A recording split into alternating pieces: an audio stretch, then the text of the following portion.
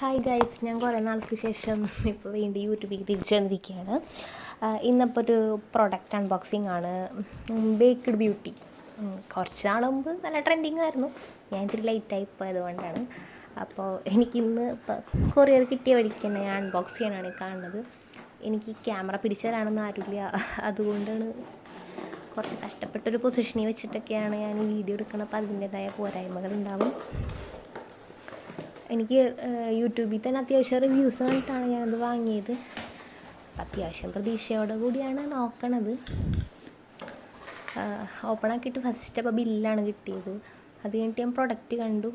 ഇതിൽ 11 ഷെയ്ഡ്സാണുള്ളത്. അത്യാവശ്യം നല്ല ഷെയ്ഡ്സാണെന്ന് ഞാൻ വിശ്വസിക്കുന്നു.